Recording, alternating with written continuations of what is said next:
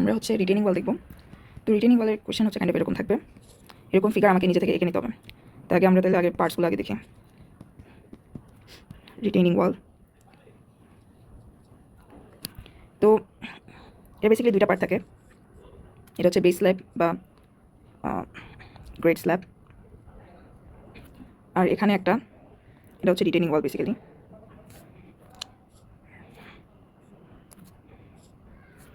তো এখানে basically soil থাকবে, এই সয়েলটাকে রিটেন করার জন্য আমরা রিটেনিং ওয়ালটা ইউজ করি, মানে এখান থেকে আর কি প্রেশারটা আসবে। তো এখন কী কী রেনফোর্সমেন্ট আছে এটা দেখি। তো বেস স্ল্যাবে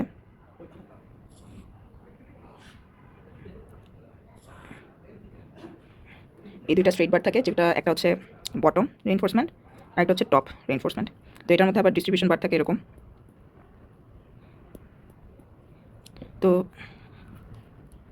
এগুলোকে বলে স্ল্যাব ডিস্ট্রিবিউশন বার। এরপর হচ্ছে আসি রিটেনিং ওয়ালে, এভাবে থাকে পুরো একদম স্ল্যাব বারের মধ্যে দিয়ে যায়। এখানে হুক থাকবে আর এটা এভাবে থাকবে, এটাকে বলে হচ্ছে ভার্টিক্যাল বার। এখানেও এভাবে করে এক্সটেন্ড করা থাকে। আচ্ছা, এটাকে বলে মেইন বার। তো এখানেও ডিস্ট্রিবিউশন বার থাকবে। আচ্ছা, আর কি কিছু আছে না, এগুলাই। আর এখানে বলতে পারো এইটাকে বলা হয় টো, আর এটাকে বলা হয় হিল। এই তো এখন আমরা কোয়েশ্চেন দেখে কীভাবে বুঝবো যে কোন বারের কথা বেসিক্যালি বলা হচ্ছে। এখানে বলা আছে length of the retaining wall হচ্ছে 30 metre and height is 6 metre. এর মানে হচ্ছে তোমার লেন্থ বলতে বোঝাচ্ছে রিটেনিং ওয়ালটা কাইন্ড অফ এরকম, আমি যদি 3D ভাবে দেখি, এরকম থাকবে জিনিসটা। তো এটার লেন্থ হচ্ছে গিয়ে 30 মিটার, অ্যান্ড দেন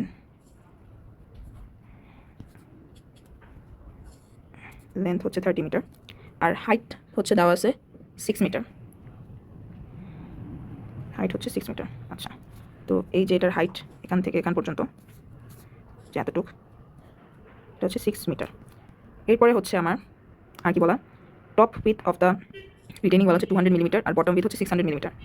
এটার মানে হচ্ছে অন্য পেন দিয়ে দেখায়, এটা হচ্ছে 200 মিলিমিটার, দেখাই যায় না, 200 মিলিমিটার, আর নিচের এতটুকু হচ্ছে আমার 600 মিলিমিটার। আর কি বলা, আর বলা হচ্ছে depth of the grade slab হচ্ছে 500 মিলিমিটার অ্যান্ড লেন্থ হচ্ছে 3 মিটার। মানে এই ডেপথটা হবে হচ্ছে তোমার 0.5 মিটার, 500 মিলিমিটার যেটা বলা, আর এই লেন্থটা হচ্ছে গিয়ে তোমার 3 মিটার, এটা বলা আছে। তাহলে 200 মিলিমিটার মানে হচ্ছে 0.2 মিটার, 0.6 মিটার।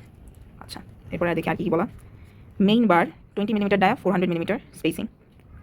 আচ্ছা, তো মেইন বার যে স্ট্রেট বারটা আছে, এই স্ট্রেট বারের হচ্ছে তোমার 20 মিলিমিটার ডায়া অ্যান্ড 400 স্পেসিং, বা 200 মিলিমিটার স্পেসিং। তো এখানে সাথে যে 200 মিলিমিটার স্পেসিং বলা, তো বেসিক্যালি আমার যে এই মেইন বারটা এই লেন্থ বরাবর তো এভাবে শোয়ানো থাকে, রাইট? এখন এটার কিছু অ্যারেঞ্জমেন্ট আছে। তো প্রথমে হচ্ছে পুরো আমার 6 মিটার ইউজ করা হয়, এরপরে 1.8 মিটার, এরপরে 3.6 মিটার, মানে এরকম অ্যারেঞ্জ করে আমার বসাতে হয়। তো এই যে সবচেয়ে বড়টা থেকে বড়টার যে ডিস্টেন্স সেটা হচ্ছে 400 মিলিমিটার। এরপর যে ছোটোটা থেকে ছোটোটা, এটার ডিস্টেন্স হচ্ছে 200 মিলিমিটার স্পেসিং। তো পরেরটা দেখে বোঝা যাবে যে আসলে অ্যারেঞ্জমেন্ট যে হবে প্রত্যেকটা স্পেসিং কত। হ্যাঁ, এটা আমি পরে দেখাবো। তারপর আসি মেইন বার গেল, মেইন বার, তারপর হচ্ছে এই যে দেখো 3 কার্টেলমেন্ট বলা আছে এইভাবে ডিস্ট্রিবিউট করা। এরপর ডিস্ট্রিবিউশন বার হচ্ছে 12 মিলিমিটার ডায়া, 250 মিলিমিটার স্পেসিং। এই যে এই ডিস্ট্রিবিউশন বার হচ্ছে 12 মিলিমিটার ডায়া, 250 মিলিমিটার স্পেসিং। আচ্ছা, এরপর ভার্টিক্যাল বারের ক্ষেত্রে 12 millimetre dia, 300 millimetre spacing, 200 millimetre dia, sorry 12 millimetre dia and 300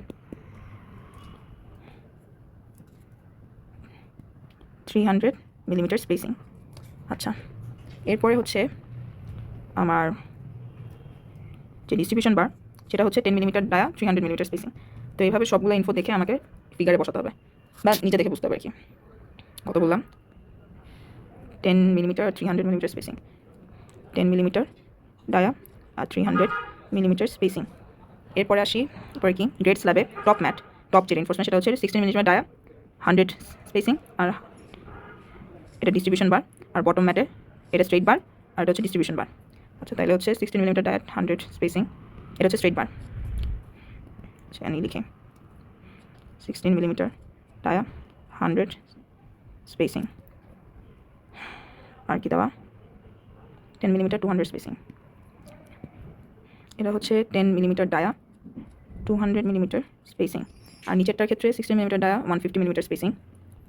তাহলে এটা হচ্ছে 16 মিলিমিটার ডায়া 150 মিলিমিটার স্পেসিং, আর লাস্টে 10 millimetre dia 250 millimetre spacing, 10 millimetre dia 250 millimetre spacing. আচ্ছা এই গেল আমার পুরো ফিগারটা কি আঁকলাম। এরপর আমার প্রথম কাজ হবে এটা কংক্রিট অ্যামাউন্টটা বের করা। তো কংক্রিট অ্যামাউন্টটা বের করে আগে, তো এটা যেহেতু দুইটা পার্ট, একটা হচ্ছে গ্রেড স্ল্যাব আর হচ্ছে এই রিটেনিং ওয়ালটা। তো প্রথমে হচ্ছে আসি গ্রেড স্ল্যাবের ক্ষেত্রে। গ্রেড স্ল্যাব, তো গ্রেড স্ল্যাবে হচ্ছে আমার যেহেতু জিনিসটা এরকম,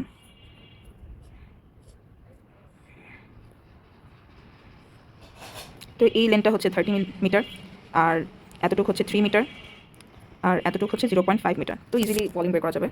ভলিউম হচ্ছে আমার 3 × 30 × 0.5, তো কত আসে 45 মিটার কিউব। এরপর হচ্ছে আমার উপরের পার্টটা বের করা।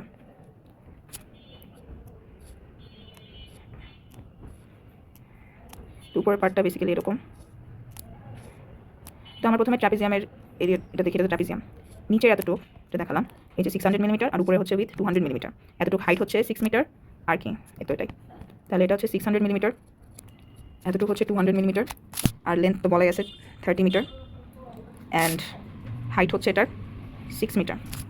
তো আমরা জাস্ট এরিয়া দিয়ে 30 মিটার লেন্থটা মাল্টিপ্লাই করলে ভলিউমটা পাবো।